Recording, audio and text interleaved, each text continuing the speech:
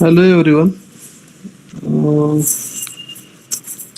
Exam म्हणजे काही काल एक्झाम घेतली, त्यामध्ये बऱ्याचशा इम्प्रुव्हमेंटची गरज आहे.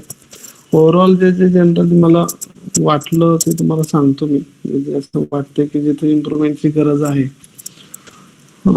फर्स्ट थिंग्स, लॉंग एसे सगळ्यांनी लिहिला आहे, बऱ्यापैकी मुलांनी लिहिला आहे. काहींनी श्लोका लिहिल्यात, काहींनी श्लोका लिहिल्या नाहीत. फर्स्ट थिंग, श्लोका तितकंच इम्पॉर्टंट आहे आणि त्या लिहिल्या पण तसंच पाहिजे अकॉर्डिंग टू कुणाचं ऑथर आहे, सुश्रुत आहे, आचार्य आहे. हा एक म्हणजे स्कोरिंगच्या दृष्टीने जर बघितला तर त्या गोष्टींना महत्व देणं तितकंच गरजेचं आहे. सेकंड थिंग्स, ज्यावेळेस श्लोका तुम्ही लिहिताय तर श्लोका ह्या ॲक्युरेट लिहिल्या पाहिजेत. बऱ्याच वेळेस आपण एक फर्स्ट लाईन संपली, तिथे एक सिंगल एरो असतो, सेकंड दोन लाईन संपल्यावर ॲपोस्ट्रोफी, असे या सगळ्या ज्या गोष्टी आहेत या व्यवस्थित लिहिणं गरजेचं आहे. सेकंड, श्लोका ज्यावेळेस लॉंग एसेच आपण डिस्कस करतो की काय काय इम्प्रुव्हमेंटची गरज आहे. म्हणजे प्रत्येक इच अँड एव्हरी सब्जेक्टला तुम्हाला ह्याची गरज आहे. क्वेश्चन आन्सर शीट कसं लिहायचं, क्वेश्चन्सला कसं फेस करायचं, तर एक्सप्लेनेशन जे आहे ते तुम्ही व्यवस्थित लिहिलं पाहिजे. एक्सप्लेनेशन फक्त श्लोका लिहून दिली आणि एक्सप्लेनेशन सिंगल लाईन लिहिली तर तेही चालत नाही. ऍटलिस्ट तुम्हाला त्या श्लोकाचे 4-5 लाईन्स पॉइंट वाईज तरी लिहिलं पाहिजे. बऱ्याच असं मला आढळलं की काही लोकांनी चांगलं लिहिलं, म्हणजे काही लोकांनी पॉइंट वाईज लिहिलं. 2-3 स्टुडंट आहेत की त्यांनी छान लिहिलं, तर तितकं पॉइंट वाईज लिहिलं तर ते बेटर स्कोरिंग साठी राहतं, मार्क्स साठी राहतं.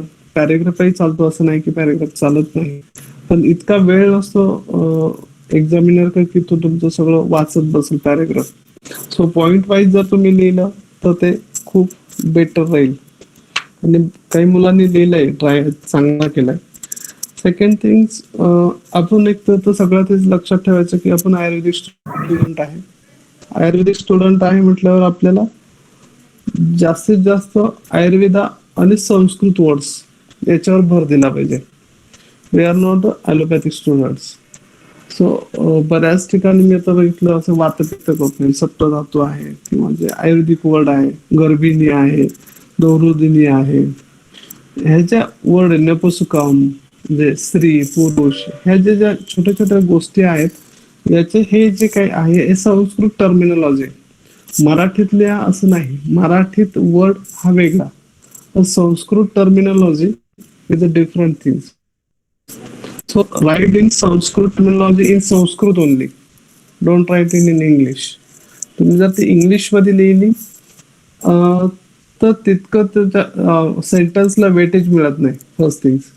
सेकंड, जे एक्झामिनर्स असतात हे सगळे आपले BMS असतात. ओके, BMS PG झालेले लोक, यांना एक्सपेक्टेड असं तुमच्याकडून की तुम्ही जास्तीत जास्त संस्कृत टर्मिनॉलॉजी लिहायला पाहिजे.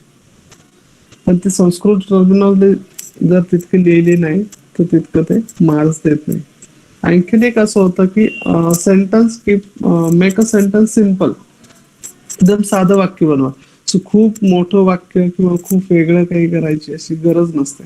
आणि त्यामध्ये जर संस्कृत म्हणजे काही मेन वर्ड्स आहेत ते जर संस्कृत टर्मिनॉलॉजी मध्ये आले तर त्यातून इझिली लक्षात येतं, एक्झामिनरच्या समोरच्या लक्षात येतं की तुम्हाला काय सांगायचं किंवा तुमच्या आन्सर मध्ये जे काही गरजेचे वर्ड्स आहेत ते येऊन गेले तर ते होऊन जातं. त्यानंतर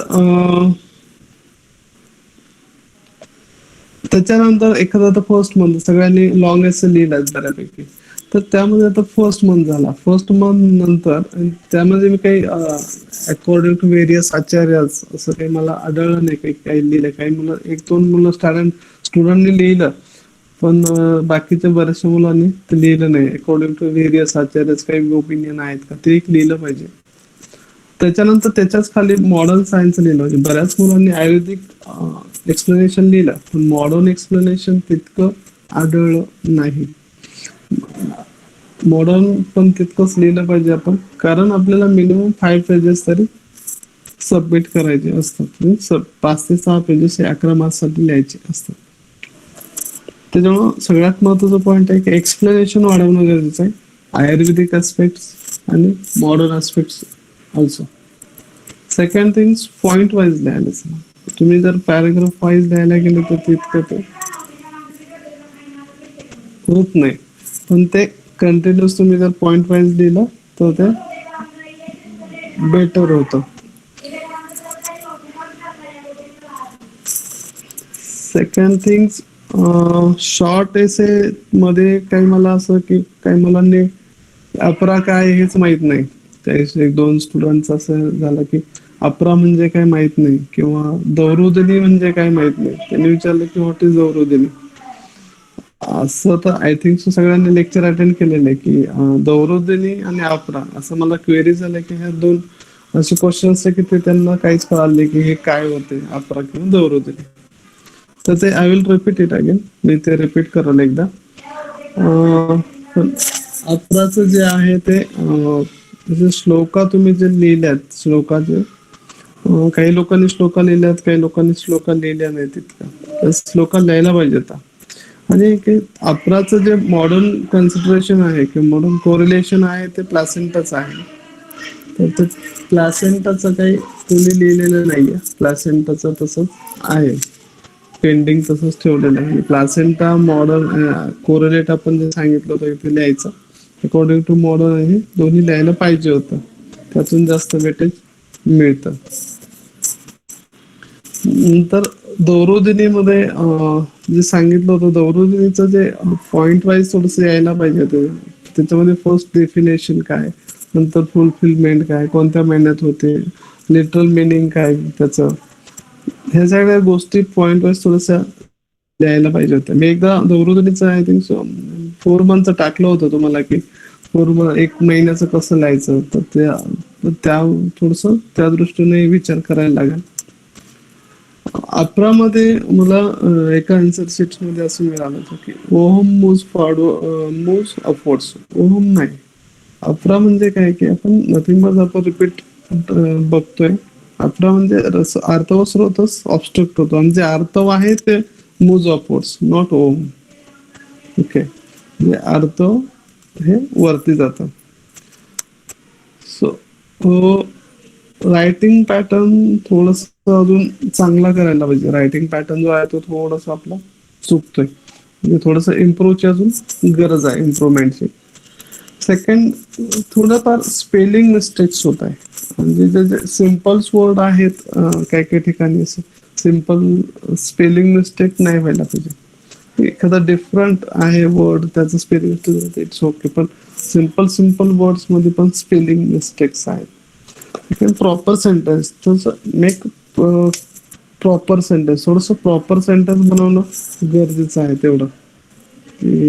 हे आणि जे शॉर्ट क्वेश्चन्स होते 2-2 मार्क्ससाठी, गर्भ अर्थ ह्याच्या ज्या गोष्टी विचारल्या जातात तर त्या एक श्लोका देऊन नाही होते. आपण जर 2 मार्काला क्वेश्चन आलाय तर एक श्लोका नाही, त्याच्या एक किंवा दुसऱ्या 2 ऑथरचे तरी ऍटलीस्ट 2 श्लोका त्याचं एक्सप्लेनेशन लिहिणं तितकंच गरजेचं. आणि जर 4 लाईन शेवटच्या त्याचं जर तुम्ही मॉडर्न कोरिलेशन लिहिलं तर वेल अँड गुड, म्हणजे जास्तीत जास्त मार्क्स आपल्याला तिथं मिळू शकतात. पण आपण जर तिथंच आपले मार्क्स घालवले किंवा जास्तीत जास्त आपण जितकं लिहू तितकं बेटर होतं. सो सगळ्यात एकच आहे की मॉडर्न टर्मिनॉलॉजी, मॉडर्नचं लिहा, आयुर्वेदिक एक्सप्लेनेशन वाढवा. सेकंड, आयुर्वेदिक टर्मिनॉलॉजीचा वापर करा. संस्कृत वर्ड तितकेच लिहिणं गरजेचं आहे. आणि writing pattern I think so next time सगळे चांगलं कराल. स्ट्रेंथ आय थिंक सो खूप कमी आहे, माहित नाही तुमची टोटल स्ट्रेंथ किती आहे, पण तेवढे मुलं नाहीत. ठीक आहे, आता गर्भशारीरचं तुम्हाला मी अपरा आणि दौरुदनी रिपीट करतो. 2-3 स्टुडंट्स असं आहेत की त्यांना ते माहीतच नाही काय ते. सो गर्भशारीर हे झाल्यानंतर तुम्ही तुमचं नोट सगळ्या प्रिपेअर करून ठेवा. अपरा, then अपरा I will repeat again. गृहीत गर्भनाम आर्तवानाम श्रोतासम वर्तमान्य अर्धुते गर्भेन तस्मात् गृहीत गर्भानाम आर्तव न दृश्यते ततस्ततः प्रतिहितम ऊर्ध्वमागधम अपरियम चोपचीयमानम अपरा इत्यभिधीयते. अपरा means nothing but the correlate with the placenta. श्लोकामध्ये सगळं सांगितलं. गृहीत गर्भनाम जे ज्यावेळेस गृहीत गर्भ किंवा प्रेग्नन्सी राहते त्यावेळेस ड्यू टू द गृहीत गर्भ आर्तव स्रोतस will be obstructed. Artava srotas, so artava which artavas comes out through the uterus, through the vagina, it's every month, this is called as आर्तव. तो जो आर्तव आहे तो बाहेर येत नाही, परिणामी तो आर्तव जो आहे दिस आर्तव मूव्स अपवर्ड्स, तो आर्तव वरच्या साईडला जातो आणि it helps in formation of apara, तो अप्रा बनवण्यासाठी मदत करतो. And some part of the artava will contribute, आणि काही भाग त्यातला आर्तवचा will contribute the formation of stanya, स्तन्य बनवण्यासाठी मदत करतो. According to the Dallan acharyas, हे एक कुणी लिहिलं नव्हतं, अकॉर्डिंग टू डल्लन, मी लास्ट टाइम पण सांगितलं, due to the same as a grihit garbha म्हणजे आर्तव स्रोतस इथं ऑब्स्ट्रक्ट होतो. कशामुळे? गृहीत गर्भ म्हणजे प्रेग्नन्सीमुळे आर्तव स्रोतस ऑब्स्ट्रक्ट होतो आणि रसव स्रोतस पण ऑब्स्ट्रक्ट होतो according to the Dallan. But Shushruta told only one Artha Srotas will be obstructed. From this Artha Srotas obstructed, the Artha moves upwards and is from the Apra. When Rasa Srotas obstructed, then Ras moves upwards and it's from a Garbhanavinal. Okay, and according to Hindu, she told, apart from the Artava, this Artava, Garbhini's Ahar are also important to contribute for the formation of apara. हिंदूंनी काय सांगितलं की आहार, गर्भिणीचा आहार विहार पण तितकंच महत्वाचा आहे for the contribution and formation of the apara, अप्रा बनवण्यासाठी. हे झालं अप्रा. त्यामुळे लक्षात ठेवा, अप्रा म्हणजे नथिंग बट द प्लासेंटा आहे. गृहीत गर्भनाम आर्तवनाम हा श्लोका लिहायचा आहे, त्याचं एक्सप्लेनेशन लिहायचं आहे, आणि 3च आचार आहेत, सुश्रुत, डल्लनांचा आणि हिंदूचा. म्हणजे हा आपल्याला एक पेज तरी त्यातून लिहिणं होतं. तर सेकंड क्वेरी होती दौरुदिनीची. I will repeat daurudini. Daurud means little meaning I will tell you. Definition, the woman who possessing 2 hearts, म्हणजे अशी वुमन की तिच्यामध्ये 2 हार्ट्स आहेत, वन हर ओन, एक तिचं, other of foetus, is called as daurudini. तिला दौरुदिनी म्हटलेलं आहे. Literal meaning of Dauruda means 2 hearts. Literal meaning. Okay. And definition is the woman who possessing of 2 hearts, one of her own and other of fetus, is called as Daurudini. Then उत्पत्ती काल म्हणजे कधी दौरुदीचा दुसरा heart चालू होतो. So उत्पत्ती काल according to different acharya they are told the different things, but according to the Sushruta and Bhavamishra they are told the 4 months. According to Ashtanga Sangra or Ruddha Bhatta, they are told the Tritiya and the 4th month. In between the Tritiya and the 4th month, Chaturtha mas. Okay. According to Harit, Tritiya mas, and Bhava Mishra, Chaturtha mas. Both of them they told the 4th month or Chaturtha mas, but only on Harit Acharya told the Tritiya mas. According to modern science, the one single chambered embryonic heart starts at 4 weeks. 4 weeks ला चालू होतो, म्हणजे उत्पत्ती कालीचे 4 weeks. उत्पत्तीचे कारण वेगवेगळे सांगितले आहेत वेगवेगळ्या आचार्यांनी. According to Sushruta they are told the due to the पूर्वकर्म दैव योग, पूर्वकर्माचा जो दैव योग आहे त्याच्यामुळं दौरुदेची हार्टची उत्पत्ती होते. चक्रपाणींचं म्हणणं आहे दुःख निवारण, पहिल्या जन्मातलं जे काही दुःख आहे त्याचं निवारण करण्यासाठी आणि सुखाची प्राप्ती होण्यासाठी या जन्मामध्ये हृदयाची उत्पत्ती होते. अष्टांग संग्रहांचं म्हणणं आहे की चेतना स्पष्टता, म्हणजे चेतना धातू जो आहे त्याची स्पष्टता आपल्याला हृदयात जाणवते, म्हणून हे उत्पत्तीचं एक कारण असावं. आणि भावमिश्र असतो टेल द सेल चेतना अभिव्यक्ती, अभिव्यक्ती ऑफ चेतना धातू इन हार्ट, उत्पत्ती कारण. Then effect of the fulfilment, जे काही इफेक्ट आहेत फुलफिलमेंट आहेत हे दौरुदिनी कसे होतात. सपोज जर एखाद्या दौरुने एखादी इच्छा व्यक्त केली आणि आपण जर त्याची इच्छा पूर्ण नाही केली तर काय होऊ शकतं. जर आपण तिने बृहत इच्छा खूप जास्त प्रमाणात इच्छा व्यक्त केली आणि आपण तिला दिली नाही, सो अल्टिमेटली गर्भनाश, तर गर्भनाश होऊ शकतो. पण छोटीशी अपेक्षा व्यक्त केली आणि आपण जर ती दिली नाही तर गर्भविकृती. जे जास्त प्रमाणात जर झाला, तुम्ही आघात झाला तिच्या याच्यावर, आकांक्षावर, तर गर्भनाश होतो. हे लघु प्रमाणात, थोड्या प्रमाणात जर झालं तर गर्भविकृती होऊ शकते. का होते हे? बिकॉज वेन इच्छा separated then it leads to the वात प्रकोप. अल्टिमेटली वात प्रकोप होतो. वात प्रकोप झाल्यामुळं वात moves all over the body, सगळ्या बॉडीत जातो. सो लीड्स टू द गर्भविकृती और गर्भनाश और गर्भ वैरुप्य, जे गर्भामध्ये जे आहे त्या सगळ्या विकृती तयार होतात. सो फुलफिलमेंट केली तर काय होईल? आता हे फुलफिलमेंट नाही केली तर बघितलं, मग फुलफिलमेंट केली तर काय होतं? सो वीर्यमान चिरायू पुत्र उत्पत्ती, म्हणजे जर तुम्ही सगळं she wants, if you fulfil that then it gives a वीर्यमान आणि चिरायू पुत्र, म्हणजे वीर्यमान पुत्र आणि चिरायू पुत्राची उत्पत्ती होते. Next is a denoting of, और याच्यामध्ये आचार्य वेगवेगळे सांगितले. परत अरुण दत्तांनी सांगितलं की वीर्यमान पुत्र होतो, चिरायू पुत्र उत्पत्ती.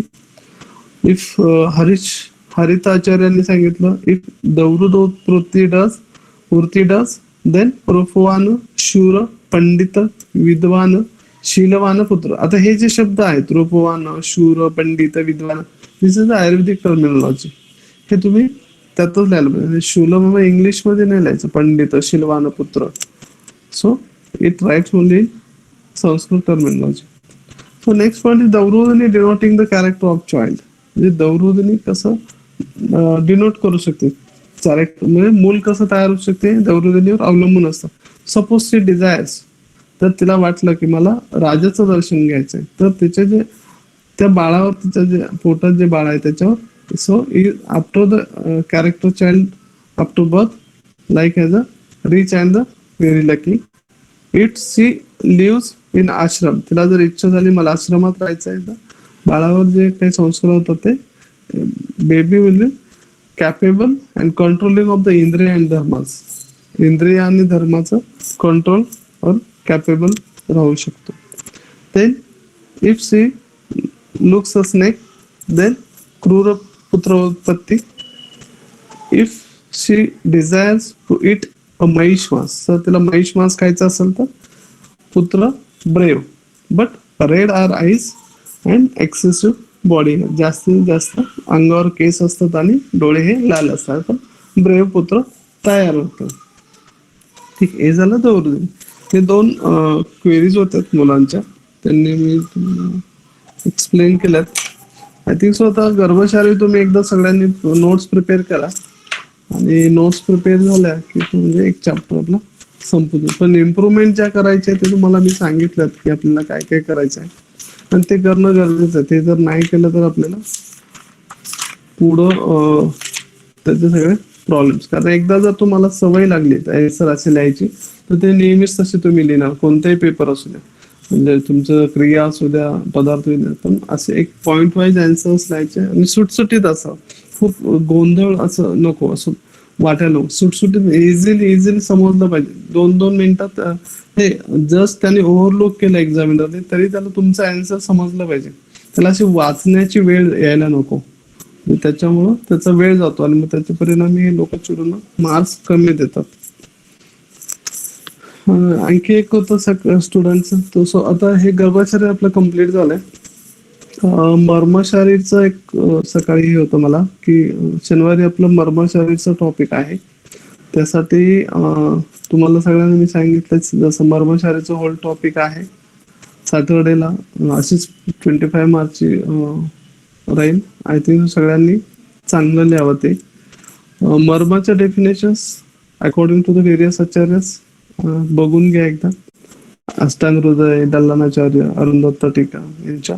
देन इम्पॉर्टन्स ऑफ द टीका, जे जे टॉपिक्स आहे ते सांगतोय, definitions, then importance of the मर्मशारीर्स, देन संख्या, नथिंग बट द किती ते एक फिक्स आहे 107. इम्पॉर्टन्स तितकंच महत्वाचं आहे. देन प्रकार और टाइप्स ऑफ द मर्म अकॉर्डिंग टू द रचना, अकॉर्डिंग टू द स्थान, अकॉर्डिंग टू द परिणाम, हे एक टॉपिक आहे. देन मर्माभिघात सामान्य लक्षण, मर्म अभिघात झाला त्याचे सामान्य लक्षण, देन बाकीचे जे आपले सध्या प्राणाहार आहे, कालांतर प्राणाहार, वैकल्यकर, विशल्यज्ञ, रुजाकर, हे सगळे मर्म. हे एक झालं. आणि ऊर्ध्व शाखेतले, अधो शाखेतले व मध्यम शाखेतले काही स्पेसिफिक, पण एक लॉंग क्वेश्चन्स आणि 2 शॉर्ट क्वेश्चन्स राहतील. आणि एमसीक्यू मी टाकत नाही, कारण एमसीक्यू मध्ये पण 1-2 मुलांचं थोडस चुकलंय. एमसीक्यू आपल्याला नसतातही. आय थिंक सो 2 मार्चचे 2, 5 मार्चचे 2 आणि 11 मार्काचा, असं साधारणतः 25 मार्च ठेवू. 45 मिनिट्स टाइम ठेवू. थोडस चांगलं लिहा मोस्टली, म्हणजे की न बघता लिहिलं तर काल मुलांनी खूप लेट पेपर सबमिट केलेत. त्यांचे 7ला, काही 6:30ला, म्हणजे खूप वेळ नको जायला. आणि सुरुवातीपासूनच जर आपल्याला सवय लागली ते लिहायची तर आपल्याला पुढे त्याचा फायदा होतो. सो शनिवारी आपण मर्मशारीर घेऊ. सो नेक्स्ट वीक मध्ये आपण आपलं जे कर्ण आणि त्वचा झालाय, सो नेक्स्ट वीक मध्ये आपण नेत्र चालू करू मंडेला. सो शनिवारी तुम्ही मर्मशारीर करा. स्पेसिफिक 11 मार्काचा 1 क्वेश्चन, 5 मार्काचे 2 क्वेश्चन आणि 2 मार्काचे 2 क्वेश्चन्स, असं फॉर्मॅट राहील. ठीक आहे. ओके, स्टडी करा. चालेल. ओके, कोणाला काही क्वेरी असली तर टाकू शकतो गर्भशारीरची, तर तुम्ही एक्सप्लेन करून टाका. थँक्यू.